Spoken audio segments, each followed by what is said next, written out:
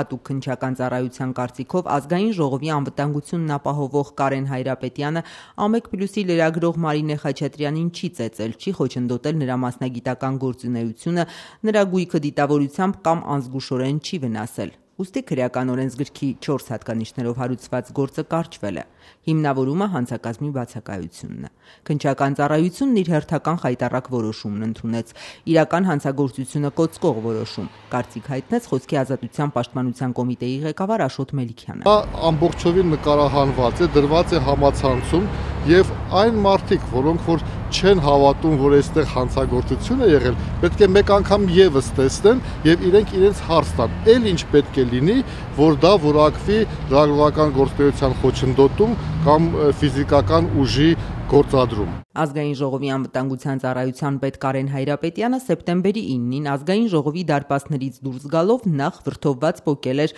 հակահարված խմբի անդամների բարև ռոբ գրությամբ պաստառը։ Այնուհետև շարժվելով ակցիան նկարահանող Ամեկի լրագրող Մարինե Խաչատրյանի ուղղությամբ հարված էլ նրան եւ գետին գցել լրագրողի ձեռքի նկարահանող սարքը։ Հատուկ քննչական ծառայությունը սկզբում հրաժարվում էր դեպքի առիթով քրեական գործ հարուցել, նույն հանցակազմի բացակայության հիմնավորմամբ միջամտեց գլխավոր դատախազը, բայց ապարդյուն։ Այս անգամ էլ հարուցված գործը կարճվեց։ Ամեկ+-ը կբողոքարկի հատուկ քննչական ծառայության այդ որոշումը։ Բողոքարկելու ենք մինչև վերջ եւ մինչև պատիժ չկրի մեղավորը մենք չենք հանգստանալու։ Մովսիսյանը չի ընդունում ազգային ժողովի անվտանգության ծառայության պետ Կարեն Հայրապետյանի այն հակափաստարկը, թե չի իմացել, որ նկարահանողը լրագրող է։ Ինչ է կատարվում։ Ցանկացած մարդ կարող է հարձակվել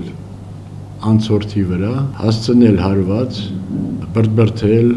խոչընդոտել նրա ազատ տեղաշարժը փողոցում։ Իրավապահ մարմնի որոշումը պետք է վերանայվի, համոզված է Աշոտ Մելիքյանը։ Խոսքի ազատության պաշտպանության կոմիտեն ասաց պատրաստ է սատարել լրագրողին բողոքարկման գործում։ Եթե իրավապահ մարմինները, մասնավորապես դատախազները, դատախազությունը արժանի գնահատական չտա այս որոշմանը, կարծում եմ, որ գործը կարող է գնալ դատարան։ Եթե դատական 3 արարություններում էլ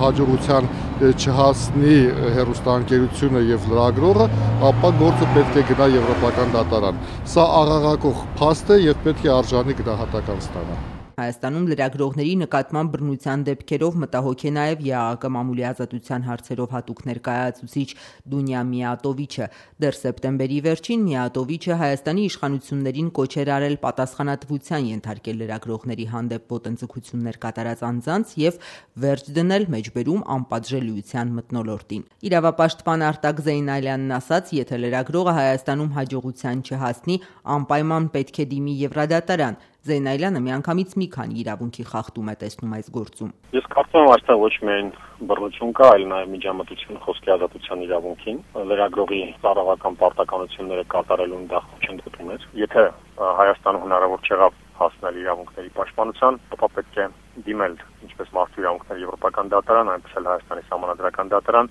նաև այն նորմերի սահմանադրականության հարցով, այն բովանդակությամբ հանդերձ սահմանադրությանը հակասող եւ համահունչ ճանաչելու պահանջով, եւ եվրոպական դատարանը կարծում եմ, որ տվյալ դեպքում չի բացառվում խնդիրը այնքան ակտուալ է, որ գուցե նաև